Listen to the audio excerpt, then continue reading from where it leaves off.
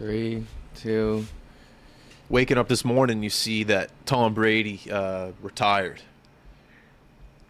And when I think of Tom Brady, I think of, well, obviously the word greatness comes to mind. What more do you think of greatness? And the last time I ever heard of greatness in sports on the level of Tom Brady, you have to think of Michael Jordan. But Michael Jordan wasn't like, I don't know about you, but like my dad or my parents weren't showing me saying, hey, Justin, in the mid-90s. Be like Mike. Well, they weren't saying, hey, Justin, let's watch this Bulls game in the mid-90s. It was just kind of hockey or nothing for me. So I never really got to witness Michael Jordan. And I'm going to be the first one, Jeff, to admit, like, on this in this business, I'm not the biggest football fan, but I am a fan of food. And what does food revolve around? The Super Bowl. And what does the Super Bowl revolve around? Tom Brady. So, of course, I watched greatness on my television screen over the years when it came to the Super Bowl and Tom Brady. And to see him retire today, Twitter was kind of blowing up this morning. It still is right now. And there's a lot of posts reminding people of his story of when he was drafted.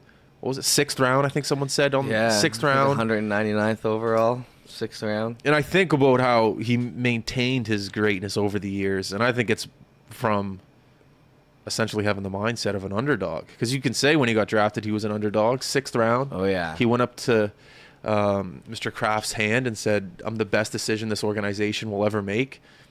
He called the shot, and he brought the words that he spoke to life. It's pretty incredible. I got the stats right here. 7 Super Bowls, 23 seasons, 20 seasons with the Patriots alone. One organization, 20 seasons. It's a lot.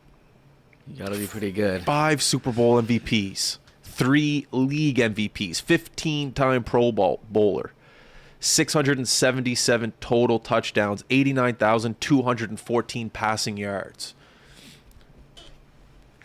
Greatness.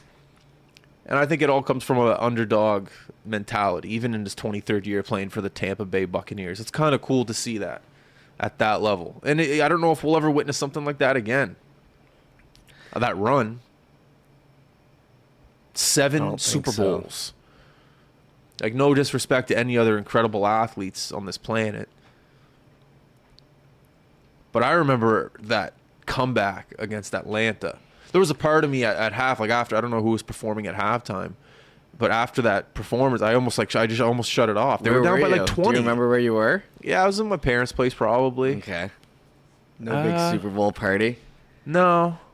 I don't know. No, I think I was at my parents'. I like watching the Super Bowl, not in like a big party, just chilling, eating food. And I remember that. That's something, you know, we go back to Bedard and the 90-year-old man with the straw. That thing. That's the same ballpark. Yeah. 90 years old, I'll remember that comeback after half at Atlanta. I think they were down by 20 or 21. Unbelievable. It was 27-3. 27-3, is that what it was? Sure. Yeah, almost positive. Yeah, that was what it was. And the crazy thing is that after 20 years playing for the Patriots, he decides to go to Tampa Bay. And then when he goes there, he says, okay, let's win a Super Bowl, and does it. Wins it in his first year. Wins it. In his first year. In a whole new organization, whole new system. Yeah, that was pretty awesome. He did have Gronk with him, but still. Yeah, it was brand new to him. Holy smokes. The humidity down in Florida, he still battled through that, and he won a Super Bowl. Yeah. The Tampa Bay Buccaneers. Well, I'm a Patriots fan, so it was a little sad to see him leave when he did leave that year, but I got to admit, it was pretty cool to see him win his first year in another organization. Shut a lot of people up. Yeah. And then he just and now he's just done. He had a good run. This year was interesting, but other than that, yeah, he's been pretty unstoppable. And over the years, I love how the Patriots and the NFL have done the behind-the-scenes stuff with Tom, and they show his dedication to the sport. There's one scene where he's in the office with Bill Belichick, and they're going over how to who was the Ravens linebacker, which always Ray? No, the Ravens.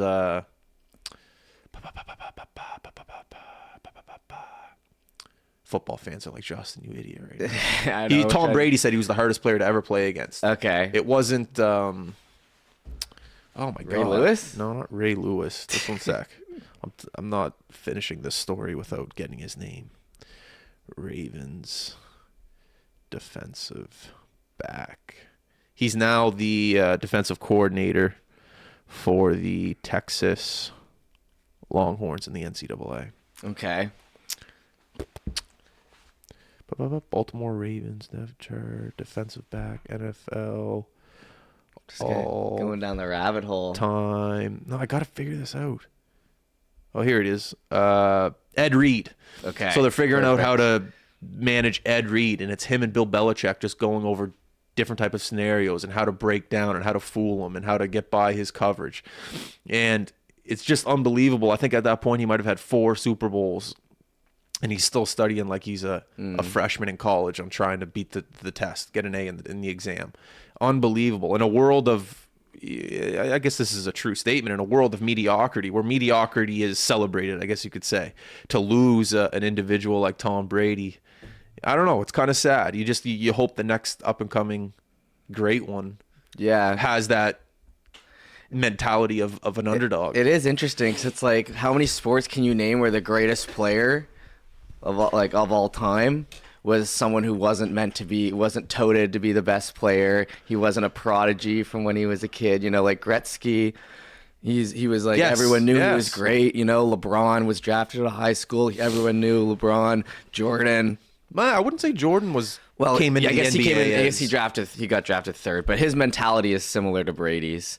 Jordan and Brady, they have a similar just obsessed sort of situation. But I'm just saying, football is like one of the only sports where the greatest of all time had to work for it, and he wasn't. He was a 6th round pick, and that's the best play. How many sports are like that? And football is obviously one of the more physical sports there is, probably the most physical, maybe behind rugby. I think something that doesn't go unnoticed when his career is all said and done, which it is, today officially, is how he was able to maintain his health. I think Facebook put a documentary out about him, a 4-part series years ago, and how he was down in a beach somewhere in Costa Rica training in the sand at 40 years old, and eating correctly, working out, making sure his mobility was correct. Unbelievable dedication to his body. And his mind too. We always talk about the TB12 CTE method, man. It's he has his own brand. It was a huge thing a few years ago, the TB12, because that's like part of the reason he left New England was apparently like he had this guy, this trainer Guerrero or something like that, and he wanted him on the private jet, and he wanted him with him at all times to like monitor this crazy diet he was going on so he could play until this age. And I guess Belichick didn't love it, so it caused like a bit of a rift. And then he went to Florida, and they were like, all right, you can do whatever you want. And that's kind of how that story went, allegedly. But the TB12 method, he's in the best shape of his life at the end of it. Like, he's in better shape at the end of his career than he was at the start. There's something to be said about that. Discipline. Discipline is everything. The most disciplined ones are the ones that go furthest in this life. Yeah. And if you're able to stay that disciplined to play at how old is he now? 42, 43 years old? I think 42. That's an unbelievable accomplishment. Imagine the times it's been like, hey, Brady, let's go to this party in Hollywood. Everyone's there. Everyone wants to see. And he's like, no, guys, I'm sorry. I got to wake up tomorrow and get a massage. I got to stretch a bit. I got to throw the ball around a bit. All the temptations. You never see Tom Brady in the news about, he got arrested, got a DUI, he hit his woman. There's nothing. Yeah. He got a lot of flack for kissing his kid. That was about it. Yeah, that's that is what it is. Yeah, but man, I saw a tweet this morning where they broke his career into his 20s, his 30s, and his 40s. He had like 3 Super Bowls, and then it was like 2 Super Bowls, 2 Super Bowls. And he had 3 different parts of his career, and they were all Hall of Fame careers on their own, essentially. Does that make sense? Wow. Like, if he would have retired after 20, he would have had a Hall of Fame career. After 30, that on its own is a Hall of Fame, and, 2 Super Bowls. So it's just crazy. Legendary interviews, too. There's been times, there's been different versions of Brady that I remember. There's the long hair Brady, there's the buzz cut Brady, there's the clean cut Giselle Brady, Chunky Brady. Brady. There's the Brady that just got drafted with his shoulders down, trying to run a set, can't do it, but he can throw it like anyone. There's different versions of Brady, but through every version of Brady, he stayed consistent. It's just social media Brady this year. Social media Brady. He's loved it. He's adapted with the times, and definitely his greatness has been maintained over the years. It's very, very. It's kind of sad. Like I said, I hope the next one is I hope the next one delivers just as many memories as Tom did. And it's going to be tough because if there's another great athlete in this world, by the time we're dead, we're lucky. If you get to see 2, 3 Michael Jordans, a Tom Brady, you get to see more than that, you're lucky. It is interesting to think about that. Like, we might not the see superstars getting it's like, oh man, I really wish, you mentioned earlier, I really wish I could have went and seen Jordan when he played live. Like, that would have been awesome. And then it's like, you didn't appreciate it. And now it's like we were able to watch Brady when he was live, and now it's done. And it's interesting how the media, they make their own superstars. They make their own, but at the end of the day, you can only create your own image of what greatness looks like. You can look at LeBron and say, yeah, he's the greatest of all time, sure. But unless you don't believe it, what are we doing here? You have to form your own opinion. People are going to tell you left, right, and center. LeBron's better than Jordan. You're going to see other, Mahomes is better than Brady. You're going to have these opinions everywhere. But at the end of the day, you got to sit down and just kind of form your own opinion. What does greatness look like to you? Yeah. And greatness to me looks like a guy who's an underdog and said, nah, whatever you guys are saying, go fuck yourself. I'm going to do what I got to do. Yeah. And then do it. No matter where you get drafted, no matter what school you go to, no matter what team you get cut from. It's really cool.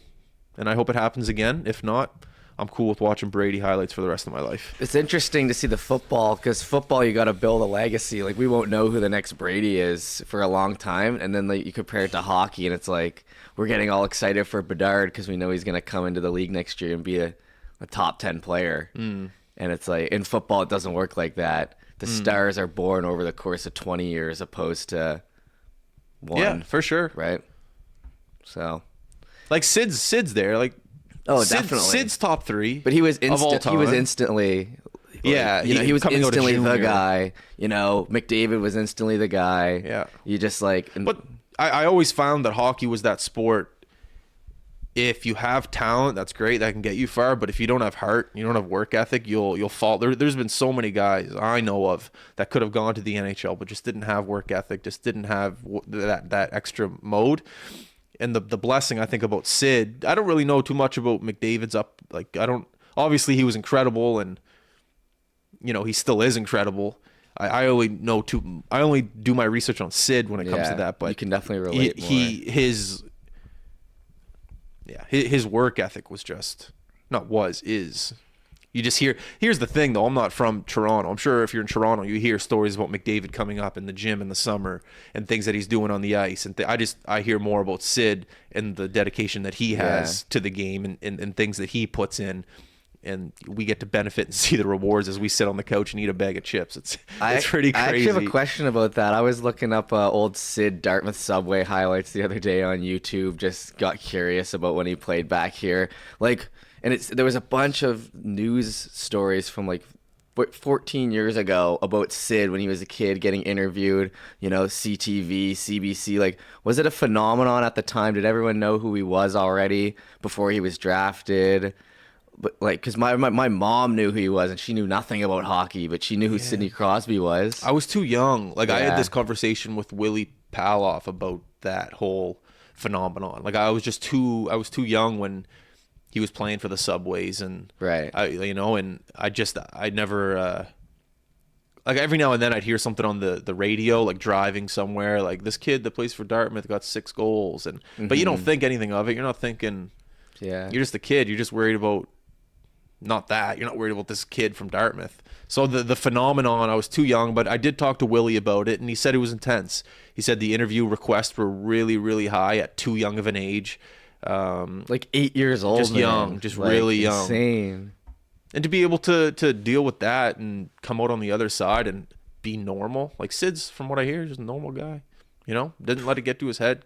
Kid from Cole Harbour that came out on the other side and ended up winning some cups. and is going to be on the Mount Rushmore when it comes to hockey players in the grand scheme of things and the history. It's pretty cool. It's really cool to see. But yeah, Brady, what a career. Really blessed and really happy to be able to witness that over the years. It's awesome. Question for you. We talked about this yesterday a bit. I've been wanting to get this off my chest. The keg. So the other night, Sarah and I go out to dinner at the keg. And my head, I'm going to spend some money. It's the keg, classy joint, my fiance, woman I plan on spending the rest of my life with. Put a nice shirt on, got the ironing board, put a nice pair of dress shoes on, and we're going to go to the Moosehead game after. It was her birthday. I was real proud. It's the keg. Big deal. But this is where I'm a little embarrassed. I could be out of touch with the downtown restaurant core. I'm not 100% sure if the keg, I guess for now, is a classy joint. Let me go through the evening. Parking was crazy. Dropped her off. She went inside. Boom. Perfect. She got in, got the table. I went and found parking really quickly. That's what I do best. Found the parking. Went inside. I said, hello. My fiance, Sarah's here. All good. What are you looking at? I was going to grab a water. Oh, yeah. Grab a water. Go for it. Next thing you know, I sit down. And at these dinner tables, whenever you're at a restaurant, we try to do our best to keep the phones away. Engage in conversation. Every now and then, the conversation lulls a bit. Just a bit. So when the phone is in your pocket, the conversation lulls a bit. You're forced to look around. You look right. You look left. You look, where's my food? You're looking. And all of a sudden, I'm looking around and I see, hoodies, grown men hoodies, sweatpants, Birkenstocks. And I'm like, okay, wait a second here. Let me do the math. The light is low. The bill's going to be high. The food is good. The service is great.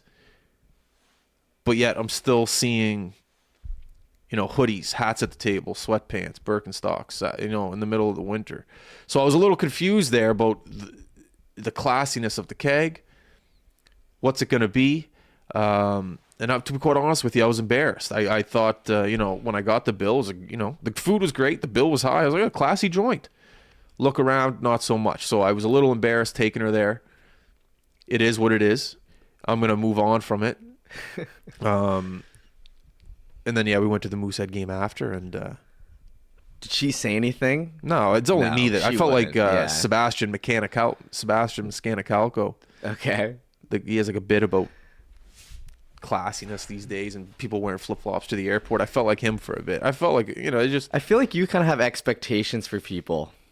Yeah, like just in general. It is what it is. It's not a bad thing. I just, I think, you want to see the best out of people. So when you see a bunch of sweatpants around the keg, I can see why that would get on your nerves a bit, or maybe just catch your eye.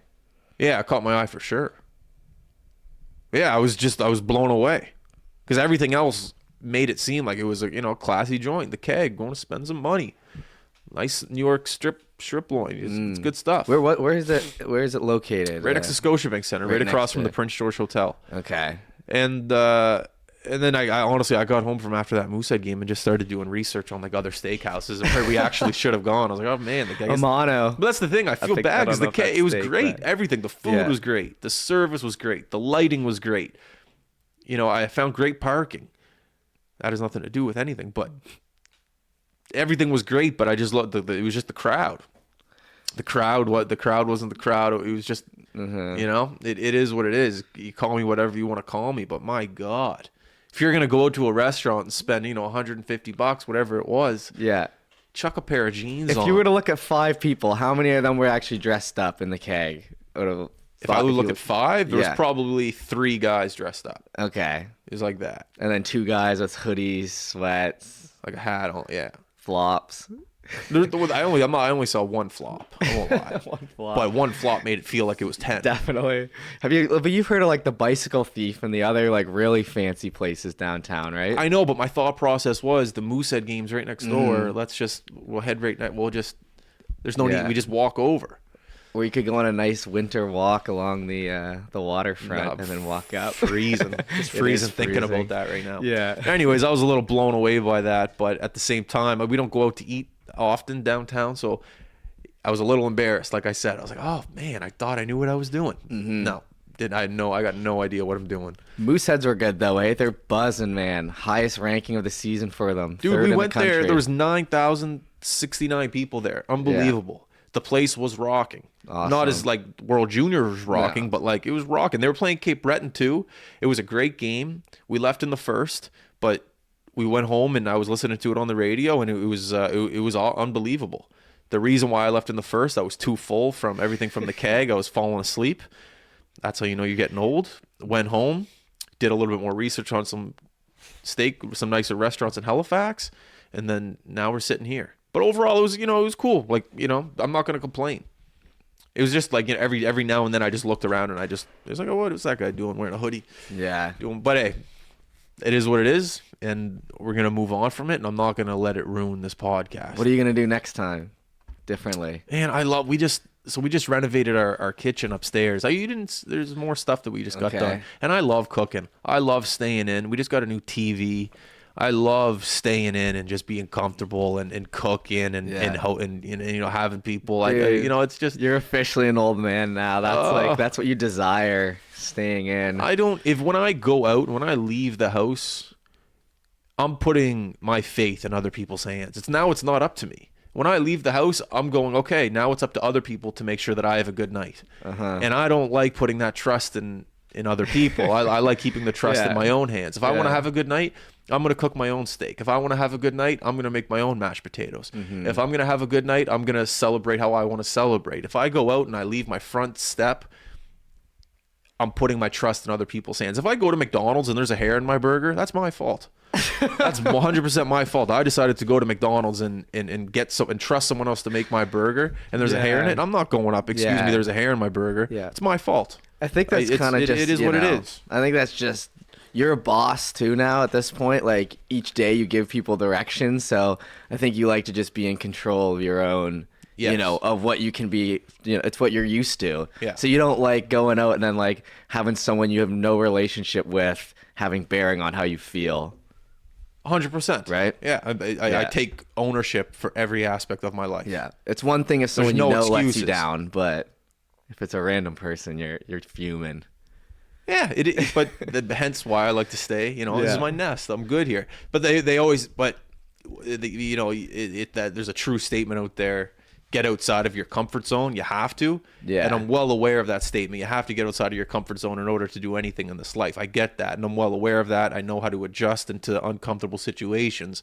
All I'm saying is, whenever there's a time where I can put my feet up, I'm not trying to put my feet up in another establishment. I'm trying to put my feet up in the home, my home. Definitely. That I've built and is made comfortable. And renovated for the past 6 months. For the past year. So this is where I'm trying to be. I'm not trying to. Yeah, fair enough. I'm not trying to put the pressure on someone else to make sure I'm having a good time. So when you leave, since Ice Jam, like, how much of your mind is just like reeling with high button business, like sort of, think it over type stuff, or can you actually fully disconnect and like let it go for a night and it won't be on your mind? No, I can't. Nah.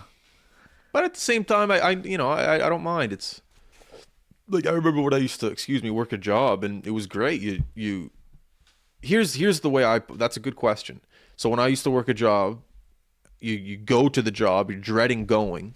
You're there, you're dreading kind of while you're there, kind of not. If you're too busy, sometimes you forget you're even working a job. You're just kind of in the motion of it. But the best part about working a job is leaving the job. And that, I completely forget what that felt like. You just, no responsibility. Okay, boom, I did my job.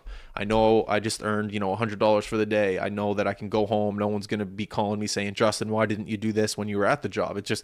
It was two sides of your brain. Work, rest, work, rest, work, rest. But now it's not like a roller coaster. Now it's not up and down. I got to go to work. Now I'm home from work. I got to go to work. I'm home from work. It's not up and down. Now it's just straight. Now it's just, okay, This is your life. This is your life. You This can is never your really life. detach Yeah. from it. It's just straight going. Okay, you have to do this today. You got to do this today. You got to do this today. You got to do this today. You got to eat lunch. Maybe take a nap. You got to do this when you wake up Yeah. from your nap. It's just now it's even. It's no up and down in your head, which is nice. There's pros and cons to it, I'd say. Yeah, right? there's definitely pros and cons. There's to no it. disconnect for you ever, which I'm sure can weigh on your brain and like, but it's one of those things where when you leave that other job and something pops up in your mind at 10 p.m. or 11 p.m. when you're laying in bed, you're like, all right, I'll just deal with it tomorrow, move on. With us, it's like something pops up in my mind. I'm getting up, I'm getting my laptop up, I'm trying to solve it, I'm trying to work it out. Yeah. And then, so it's a different way of living, but there's the pros of not having to wake up and leave Yeah. and dread. And yeah, the way you put it at the start was like, it's not like you get to like punch it in and out, but I don't know, it's nice. You can kind of just get used to it and you get in a rhythm. So It's good advice for anyone trying to start a career in something like an entrepreneurial pursuit.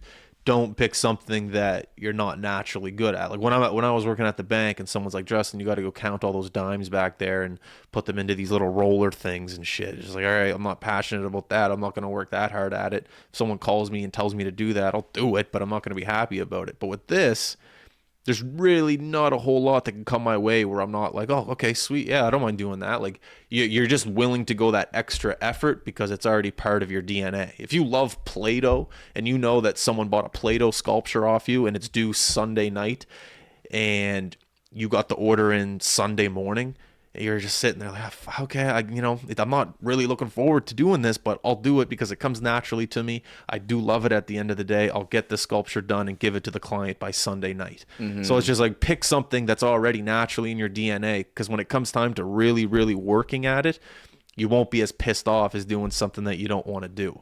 That's kind of the way I boil down to it. Because at the end of the day, if you want to build something, you're not going to do it by just coasting. You have to push back against gravity. It's near impossible to find that extra gear for something you don't care about. Oh, impossible. Yeah. Impossible. Hence, Tom Brady. Talk about an extra gear. Yeah. That guy found 23 extra gears throughout his career. That guy just loves football more than his wife. It was just obvious. Isn't that an interesting... like, at that point, that's just crystal clear. He cared more about that than his family. It'll be interesting to see if they get back together now that he's done. You never know. So the whole world of celebrity gossip is, I don't know. I can't keep up. Oh, yeah. Tom Brady is a celebrity. I never thought of it from that perspective. He's a big celebrity. Yeah, he's just going to be like a celebrity now. Yeah, he'll be like a Gronk. Yeah, but like bigger because he's all over social media. He was married to a supermodel forever. He's the greatest. He has a contract talking on TV about football every week now. So he'll be around. He could be going away. He could be up there with Tony Romo. He could be up in the. That'd be crazy, man. Brady doing what Romo does. That would be interesting to hear. I always feel like, not always feel, but like I like how Michael Jordan just stays away from the game. Like I like that. He's not on the panel. He's just kind of away from it. Just let him. Yeah, it's kind of cool, but would say selfishly, I'd wish we had the greatest of all time, like talking about the sport to us all the time, right? Yeah, maybe. It'll be interesting though, man. Those guys, those greatness guys have a hard time relaying what goes through their mind to the average individual, to the general public. Yeah. Like, what's a good example? What's a really good example? Like Wayne Gretzky when he went to coach Arizona. Awful coach. He admitted it. He just couldn't relay what he knew about the game of hockey to the average hockey player.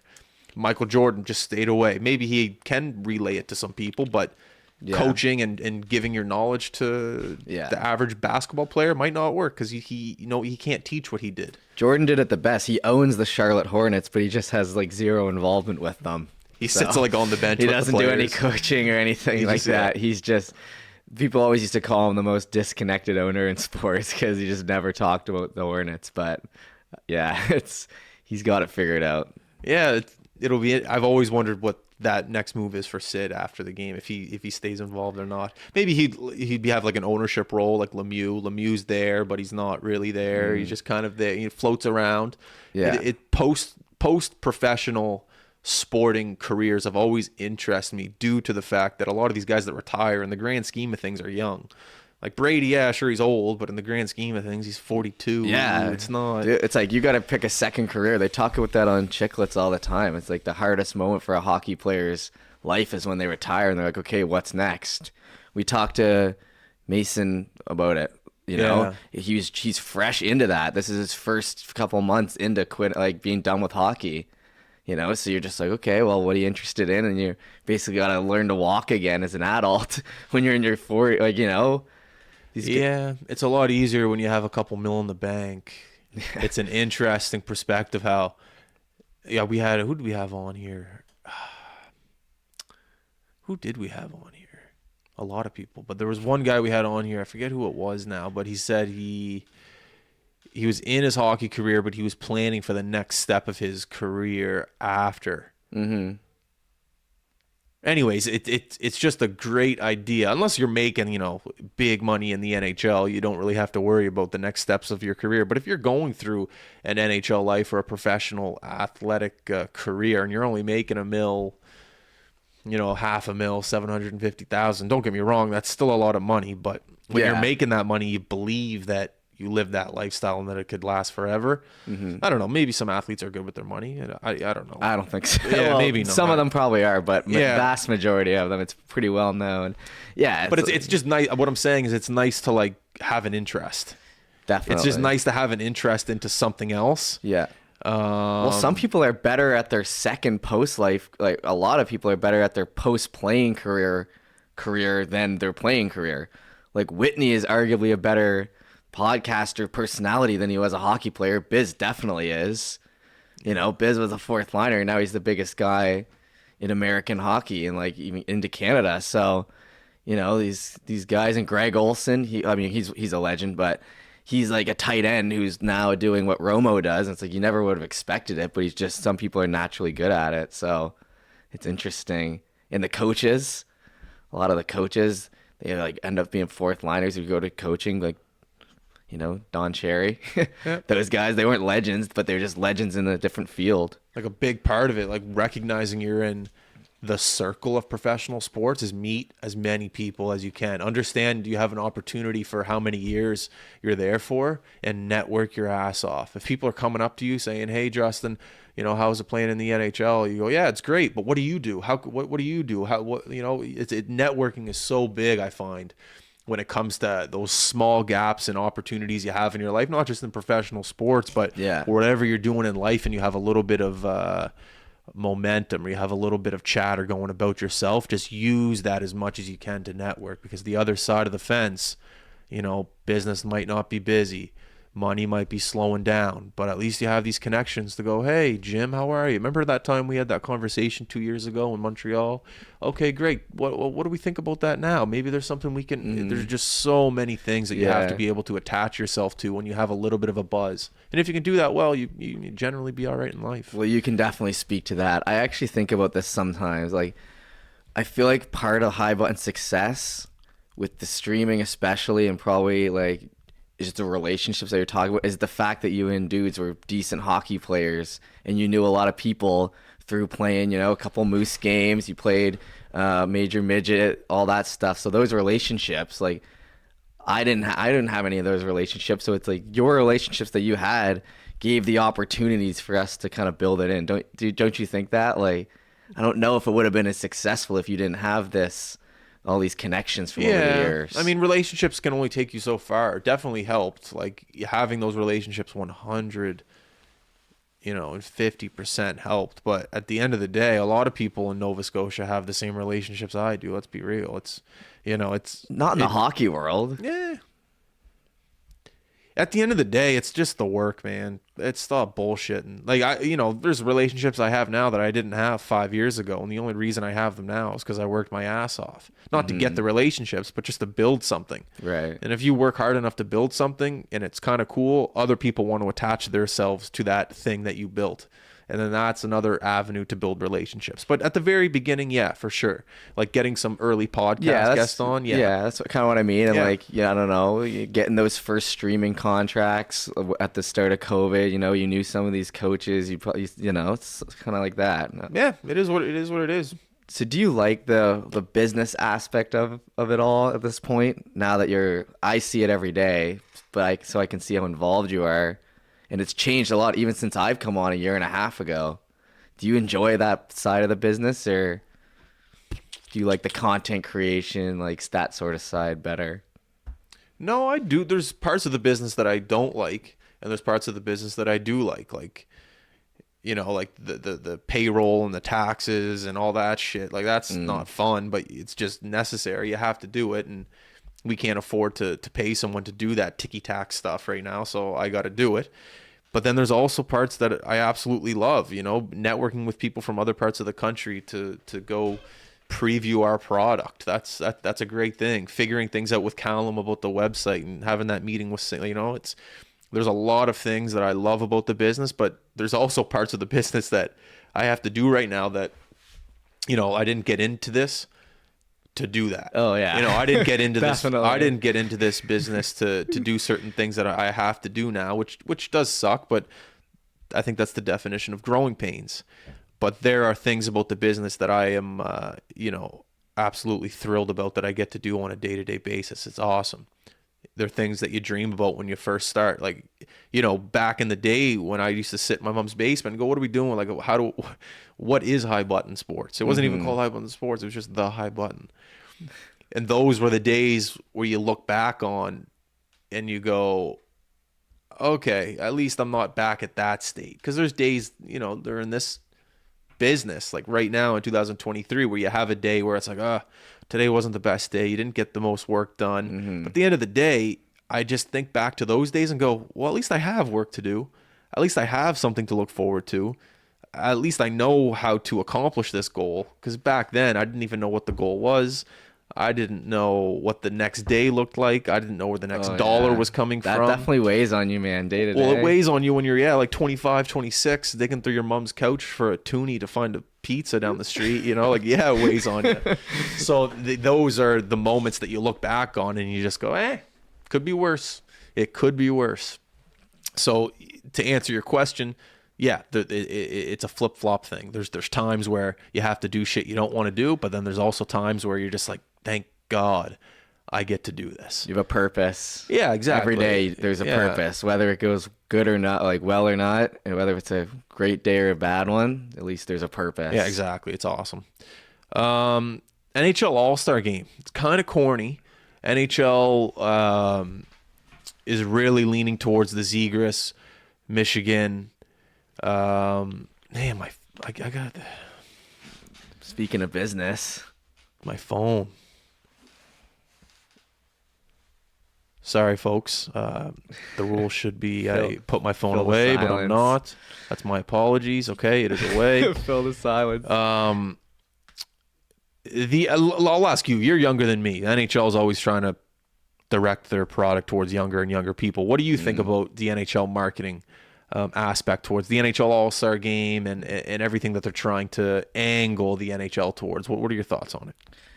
I think it's interesting. I mean, it's definitely geared towards a younger like demographic. They're all over YouTube. They're all over TikTok. They're all over Twitter with the highlights, right? Like, oh, you know, Zegras with the, you know, Michigan attempt. Look at this breakaway goal, hat trick for Pasternak. Like, they definitely really focus heavily on the highlight aspect of it. But I don't know. I guess hockey's just different these days than it was back. It's such a sport that's evolved over the years.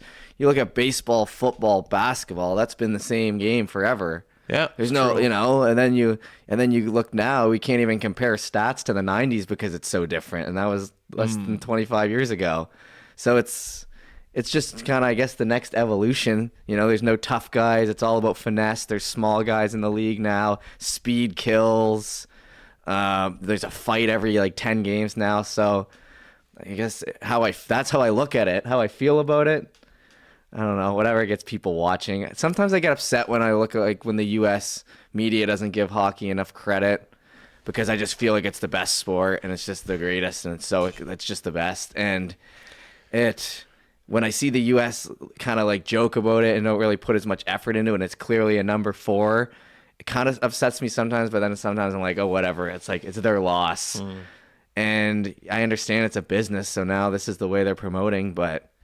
It doesn't really matter to me at the end of the day. Yeah. I just like watching hockey. So, what about you? When you grew up, how did they promote hockey to you? When you were in the early 2000s or whatever? Well, it was just, rough and tough. Rock'em Sock'em, Don Cherry. Yeah. Where the it's not like that anymore. No, it's not like that anymore. Absolutely not. No, you're right. All they can really do is aim at the younger demographics. You have to look at Bedard and go, okay, what's he doing and what's the NHL going to look like when he's 10 years in the NHL? That's how you market it. Do I enjoy what they're doing right now? Yes and no.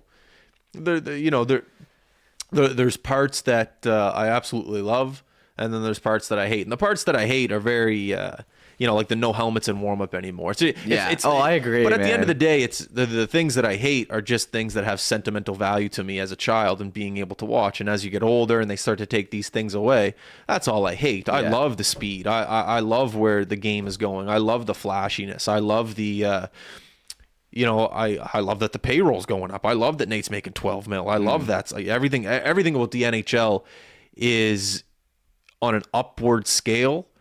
More, I think, than baseball. More, I think, than football. More, I think, than what's another NBA? On an upwards trajectory, yeah. you mean? But like just like what you say, like how much more can baseball change? Not how much more can it is what it is. Football change? Yeah. It's kind of basketball. Maybe they with the Steph Curry 3-point. Yeah. They say basketball's changing. Yeah, but I think that it's been changed. Yeah. But I think it has more potential to change with the Steph Curry style of play with the 3-pointers rather than the big Shaq down low. Yeah. I'm not a basketball expert. But what I'm saying is I think hockey has the top ability out of all major sports for the most change in the next 10, 15, 20 years due to the fact that if you look 10 years ago at some highlights compared to a highlight from yesterday, it's a completely different game. It's a forever evolving game, man. It's forever involved. The creativity that some of these kids have that are bringing to an NHL pace game is unbelievable. Unbelievable. Yeah. And I think with the change and everything coming, it just creates for more opportunity to bring in more dollars, more eyeballs.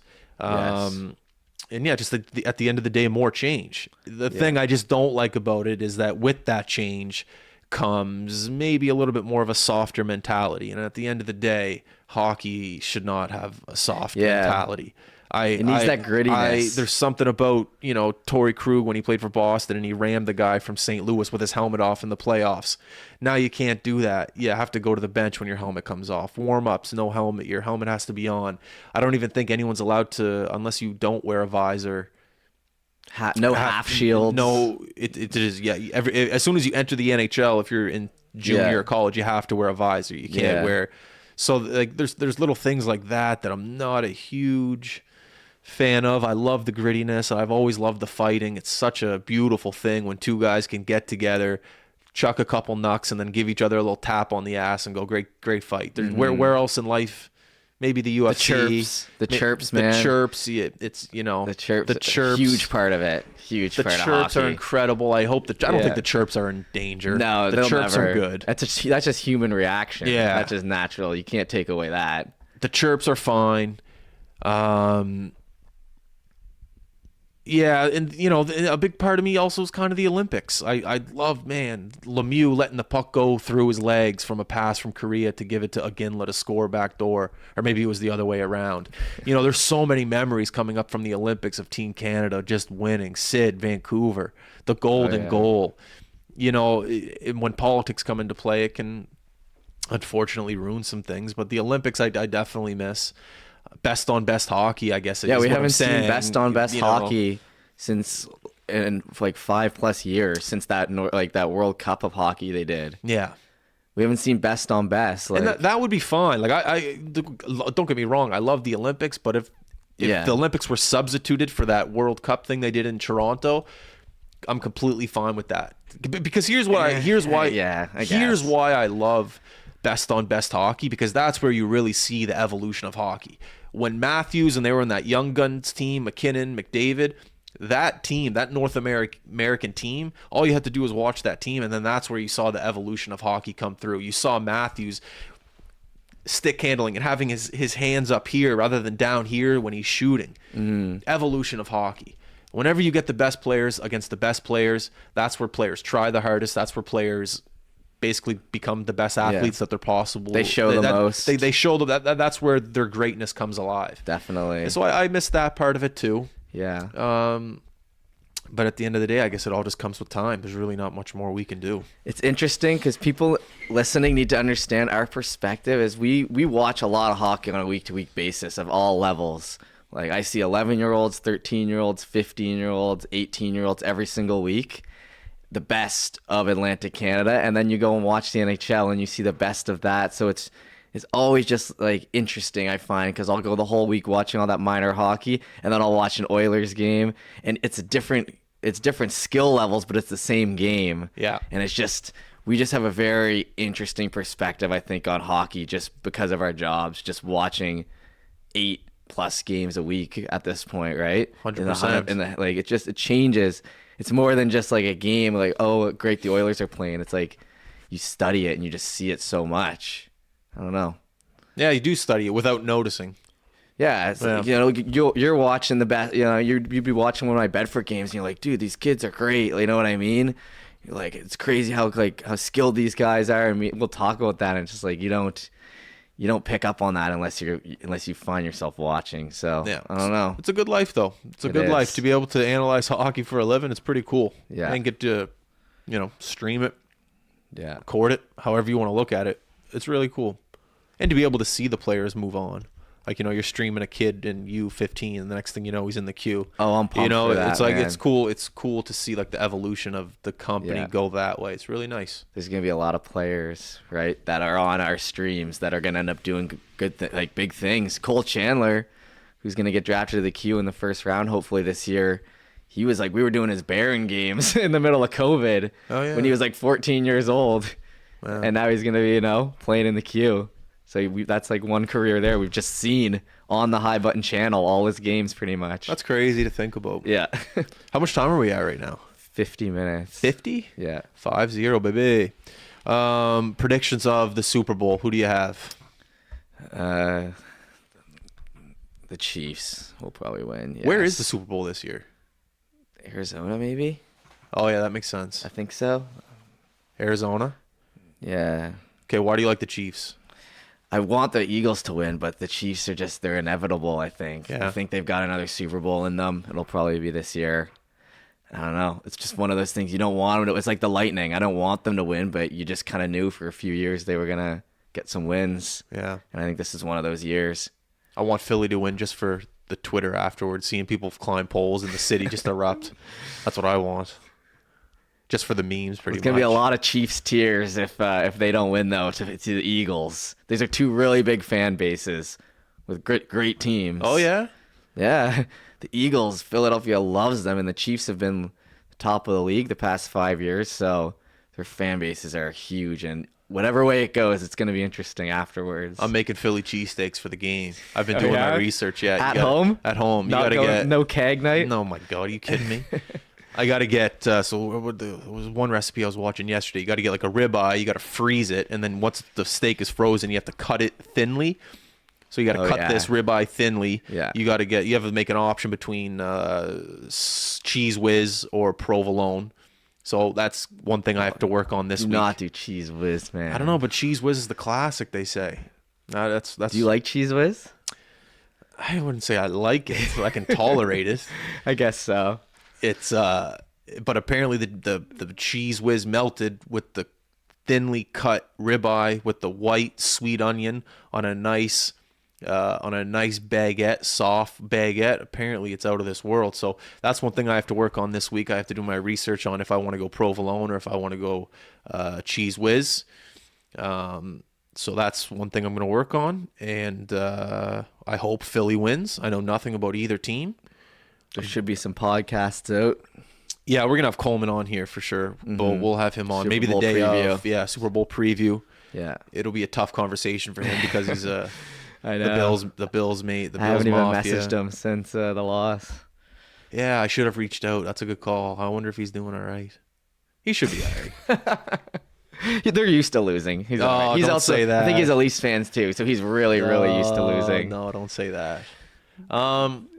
But yeah, it's going to be an exciting 2 weeks. I said in the intro, it's grind season, which it is. You got to battle this weather. You got to stay warm. One thing I'm doing to lift my own spirits, I'm going to Costco, get a Costco membership today. Hey. There's little things throughout the week that you got to look forward to. So if you don't Yeah. have a trip down to Dominican or Cuba or Costa Rica booked, find those little excitements. My little excitement, going to get a Costco membership. Okay. Too many people are bragging about their memberships, and I'm jealous. You'd love the food there, man. Well, apparently the free samples are out of this world. So you have to find the little things throughout the week to make life more enjoyable. And if it means getting a Costco membership, I'm 100% getting a Costco membership. So that's my little treat throughout the week. And Does that mean we'll have more snacks down here or what? absolutely Buying not. in bulk? No, I'm buying my ribeye steaks from Costco. my Philly cheesesteaks. Yeah. All right, so that's pretty much all we have for the podcast today. I want to thank everyone for tuning in. You guys are awesome. Everyone that's listening, all the downloads coming through from different parts of the world. It's unbelievable to have you tuning in, all the kind messages, all the people in public saying, "Hi button, keep doing what you're doing." I love that shit. It's the best feeling in the world. It means what we're doing is working. And whatever you're doing in the world, I hope it's working for you. Keep grinding, keep plugging away, and then eventually you'll be where you want to be. I promise you. All right, Jeff, you got anything to say? No, sir. All right, everyone listening. Back to reality. Back to reality. We are out. Peace.